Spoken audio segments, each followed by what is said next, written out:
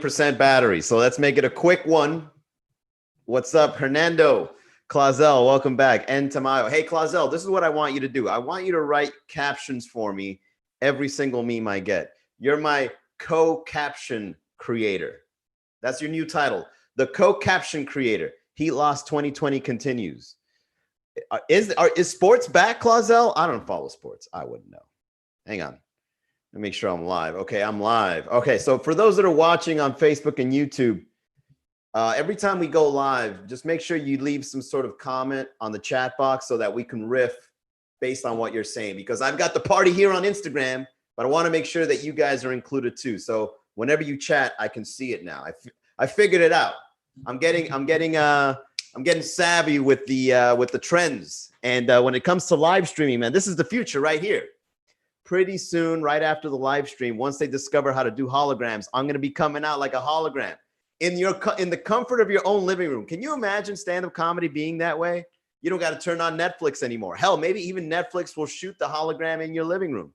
You get the popcorn ready, right? You order in some food.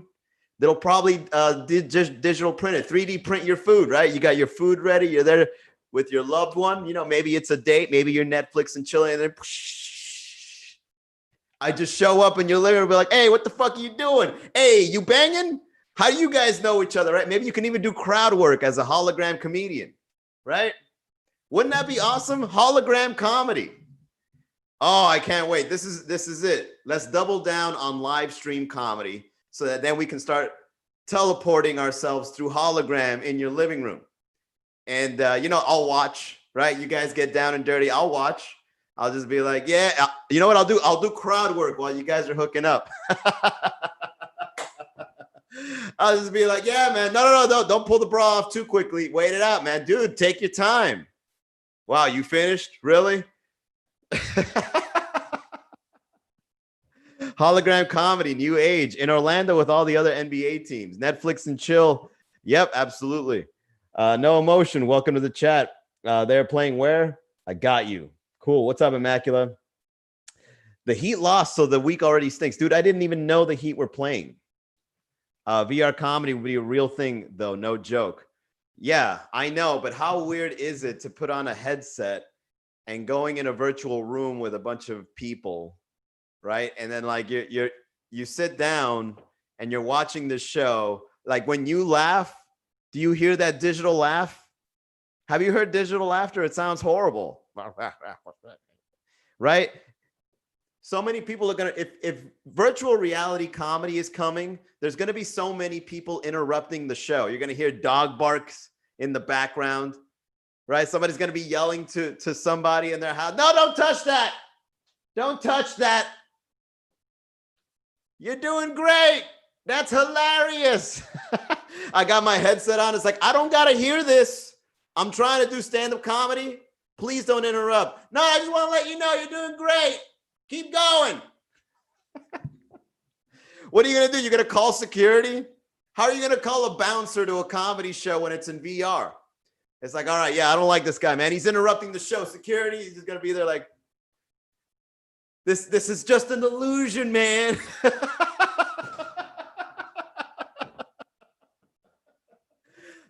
I'm here to stay. Dude, virtual reality comedy is going to have so many problems when we first get started with it. It's either that or there's got to be a way to boot them, right? Somebody just shows up behind you and just unplugs your Matrix fucking cable. God damn it, I was enjoying that. Oh, man, VR comedy sounds like hell. It doesn't sound like it's going to be a good show. They got to figure it out. I don't know. Let's see. Now a Jose, what's going on? Laughs in Spanish. Yep. I would pre-record Hispanic laughs. Just put a laugh track. The NBA is doing a virtual crowd. They will be. You are hilarious. Thank you, Hernando. Appreciate that. You need recorded laughs. Yeah, maybe I should get recorded laughs. What's up, Mars? VR comedy could be a real thing, though. No joke. Yeah. Recorded laughs. I'd probably do that on my special. So imagine, dude, you know what? You guys are onto something, because if I get recorded laughs and I shoot my special on a live stream, I could probably get away with it. Like, no one will know. Hell, I don't even need a laugh track when I laugh at my own jokes. Oh! Ha! The thing is, man, you got to laugh. There's got to be a laugh track. There's got to be a laugh track. You know why? Laughter is like an energy exchange. You can't laugh unless someone else is laughing. Have you guys ever noticed that? No one wants to laugh at your joke unless there's like social proof that people are laughing. Have you noticed that? So like if I say something and then I don't acknowledge that that was the part you laugh, you probably won't laugh. But if I laugh along with you, now we're laughing. So if I were to shoot a special on a live stream and we add a laugh track, you guys might be onto something. Yep. I'm going to go ahead and I'm going to shoot an hour special and we're going to add laugh tracks to the hour and no one's going to know. No one's going to know it wasn't funny because there's a laugh track. Here's how we'll do it. I'll give you guys a link. You record it, right? You just all laugh and then we'll use the same clip over and over during the stream, right? Every time I say something funny, I'll just push the button and it'll shoot into the input of the audio. And then we'll have an hour's hell. I'll have an hour special every day with that trick. You guys just figured out a great way to make stand-up comedy, make a comeback, and we're cheating, right? We don't have to congregate people in Madison Square Garden. We can cheat. #1 comedian on the internet right now. Look how hilarious this guy is. Ha ha ha ha ha ha ha ha ha. Oh man, this is great. Yeah, we're cheating. Cheat to win. We're gonna cheat our way. Comedians cheating their way to the top. Laughs are no, I'm not gonna read that. Nah, cheating. You are a comedy cheater. We laugh with you, not at you. Gotta be your biggest fan. Thank you, Nika. Like a sitcom. Yeah, exactly. No emotion. The reason why sitcoms add laugh tracks is so the people at home know when to laugh. Right? Can you imagine when Urkel got his heart broken by Laura and there was a laugh track? You'd probably be thrown off. Like, is that supposed to be funny? And then you laugh. It's like, yeah, a nerd getting his heart broken. That's hilarious. Dude, how sad. How sad was Urkel's relationship with Laura in Family Matters? Isn't that? Every once in a while, I think about old sitcoms I used to watch and why I liked it so much. And the relationships they showed you on those sitcoms, fucking weird, man. Urkel and Laura had the most toxic relationship I've ever seen. Dude, like Urkel's just busting in your house to see your daughter, man. Why isn't that guy arrested? You know what I mean? And Laura would like lead him on, right? Laura would kind of like give him just enough attention to keep giving him attention. And didn't Urkel end up having a girlfriend somewhere in the end? Yeah, something like that. I just remembered that. Let's see. She used him until he became a Stefan. Yeah, that's right, a Stefan. Bro, how awful was that? Dude, let's name it right now. Urkel and Laura's relationship in Family Matters is toxic. The guy had to go into a machine and be someone else in order to be accepted by Laura, right? Urkel would break into the house, harass Laura, and then Urkel would then go into the machine and then Laura would like him only when he became smooth and all fucking. Someone write a blog post about this. I think this should be shown. The toxic relationship between Laura and Urkel in Family Matters. And it goes both ways. It shows the toxic behavior in both directions. It's not one-sided. I love it. Dude, you guys, I love these kinds of conversations. We just figured out something great. Myra was fine as fuck. Yeah, I remember Myra. That's the girlfriend. That's right. I remember. As Stefan said, Laura is for the streets.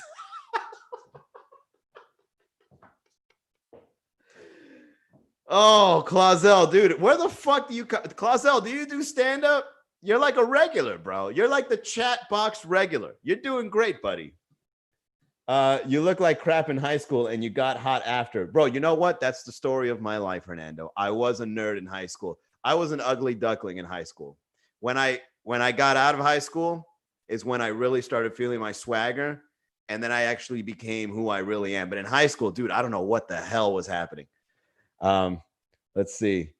Estefan was like, I don't want you. Yeah, Estefan had to shake off Laura. Remember that? And then Laura was now pursuing him. So it was kind of like karma, right? They were kind of going the karma route. Urkel was the ultimate simp. Yeah, tell me about it. Laughing at your own shit to make them laugh. Psychology 101. Exactly. But to be honest, I actually do. I feel a sort of real, when I laugh, of course, I got to use a little extra gut than regular, but I'm actually laughing because it's verbatim. Like I just go stream of consciousness to the point that when it comes out, I'm surprised it came out, and then I laugh, right? So then hopefully you guys can share that laughter too. Let's see. Evie, look, good looks karma, a story of your life. What's up, Patricia? Patricia XO. I don't think we met. Welcome to the chat. We do this every day at 6 o'clock. Yeah, man. I don't know what it is about ugly duckling syndrome, but it's totally real. I've seen a lot of people look awful. I mean, if you guys look at my high school photos, you probably won't recognize me. Thank God. You would probably have to know my last name to find me. And when you do, you're going to be like, that's him? That's you? Weird. Like there would be days in high school where I wouldn't talk and I would wear like anime clothes and I'd wear like baggy pants. And sometimes I'd have my glasses on and sometimes not. And I grew my hair out. Like I look like a grunge guy from Seattle that had a heroin addiction in his teenage years. Oh man. Yeah, dude, I had my hair out. Fucking and my hair would do this thing that I would like. Oh man, dude, memories. Fucking memories, man. That is why a therapist gets paid. What high school? I went to Coral Park. Ugly duckling syndrome is a thing, Hernando. That is why therapists get paid. Yeah, for therapists get paid when you look at your high school photos. You're like, God damn, I gotta go get some shit handled. But you know, man, that's life, man. You grow. I think it's not where you come from, it's where you're going. Oh, look at me being motivational, right? I think most of the times people focus too much on the past, right? They're just like, this is who I am, this is what I'm doing. And then they don't want to paint like a whole new version of you. It's kind of like, this is who I always was. Leave me alone. I'm this person. I will always forever be this person. And you can't tell me anything, right? Turn around. There's more canvas in your life. Fuck you. All right, I'm staying right here. I don't want to go. I don't want to be better. I'm going to stay right here. Right. And every once in a while, people just go, oh, look, there's more things to paint about me. Fuck this. I'm going to go over here now. Those people that do that end up, I think that's the epitome of ugly duckling syndrome, right? Where you stop being a certain part of you and you go somewhere else. Because if you're stuck there, you're just stuck there, right? Motivational Monday. That's what we're going to do, Clausel, on the comedy stream. We're going to say something motivating every Monday. So we got comedy, we got dick jokes, and we got motivation, right? So in that way, we kind of like combine the two and have fun. Now Manny is cool. Hell yeah, I'm cool. Dude, look at me. I got facial hair. I always look like I'm on something.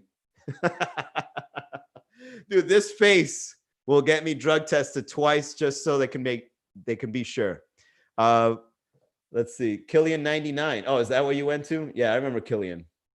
Weird. What's up, Nelsonian? I was hanging out with all my Cuban friends and had a girlfriend. Hernando, you as a gay guy, you had a girlfriend? How was that? I'm actually curious to know. So I'm assuming you were in the closet, Hernando. So what was life like not knowing that you were gay? Describe it. How did sex feel? I've always wanted to know, like those guys that were in the closet and they actually had a partially heterosexual life. And then they were just like, that's not me. I'm going to go. Yeah, that's the ugly duckling syndrome. Heterosexual life for a gay guy. I'm done with this life. Let me go bang dudes over here. Hernando, what was the experience like? Let me know. I'm curious as hell. Yes, sir. It was gross.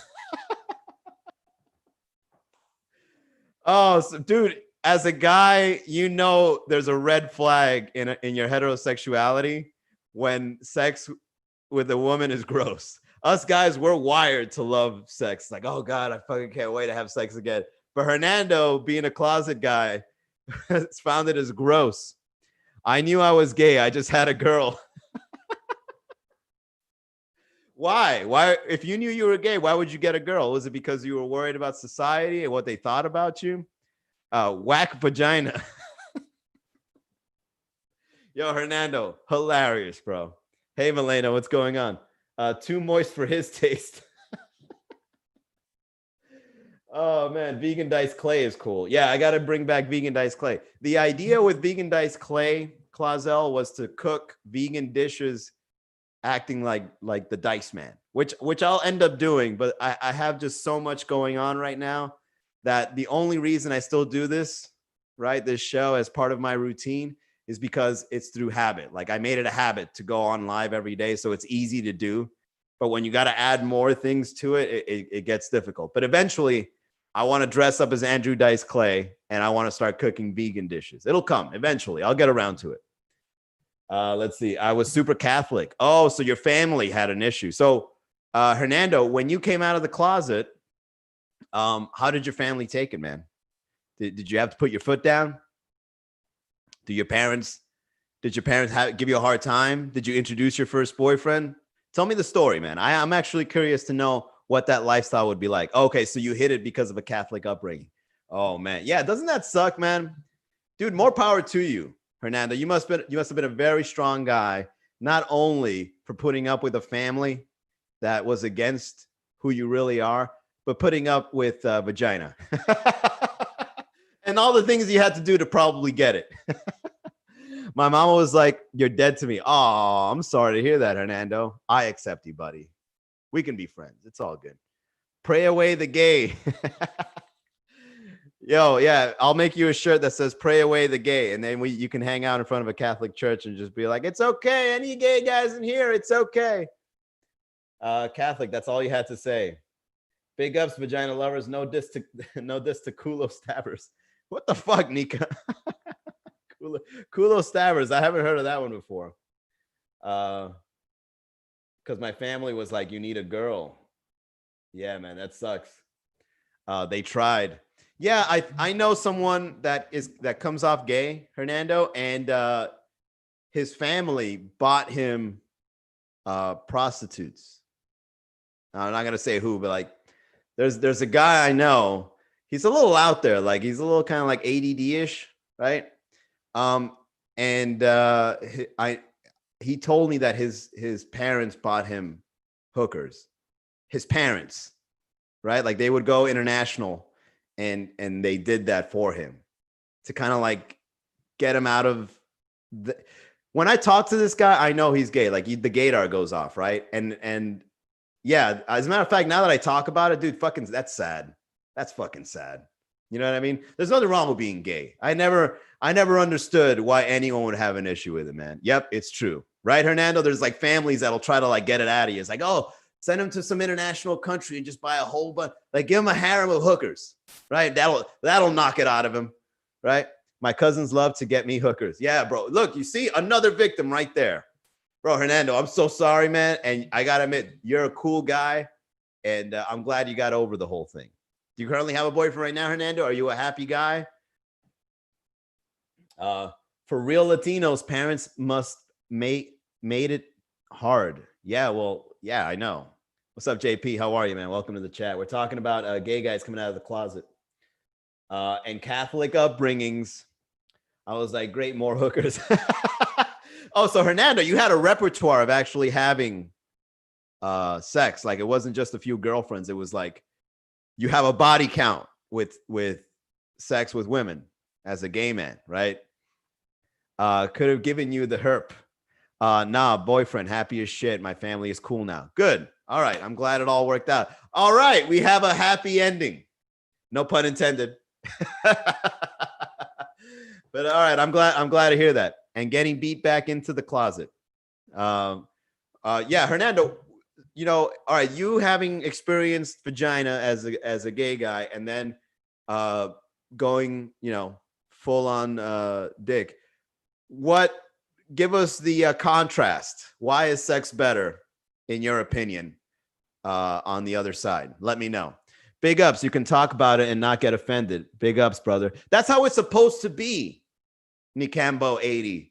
That's the thing about political correctness. that people think you can't even talk about it because you're worried about offending someone.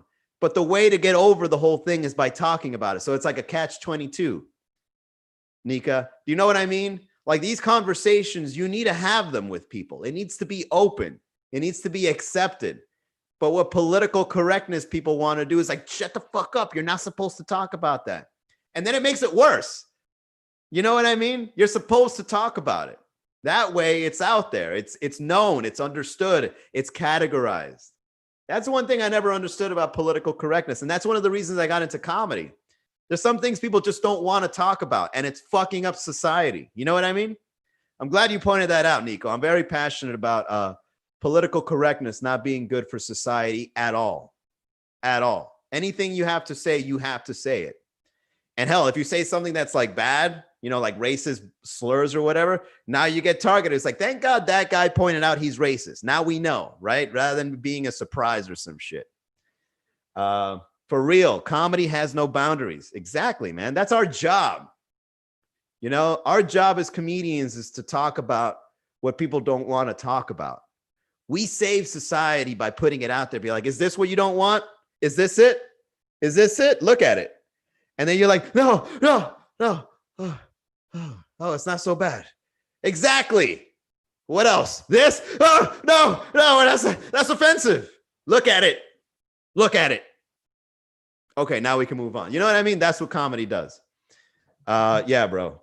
I just can't get hard to put it in. Cancel culture. Cancel culture. I get it. But at the same time, I also see the other side where it's like toxic. You know, so it's like I see the usefulness of it, and I also see the toxic side of it. Right? So yeah, that's just how it is, man. Whatever, you know. Hernando says, I don't mind eating vagina. It's the sex part that throws you off. So you're like a woman that experiments with having experiences with other women, right? Like that doesn't necessarily mean you're hetero. You're just having a good time. After a few drinks, it's like, yeah, girlfriend, I'll eat you out. Where to? What hotel are we getting? And then the next morning you wake up, you're like, wow, man, I shouldn't have done that. I got really drunk. Anyways, bro, you buy. Yeah, Hernando, so are you gay or you buy, Hernando? Make your mind up. What's up, Jenny? Nico says, you remember when you can make fun of each other and laugh. Now it's bullying. Yeah, man, I don't know what to tell you. Yeah, I don't know what to tell you, Nika. You're right. There's something going on in society that it's just too much freedom, right? Some people take it one way, some people take it another way.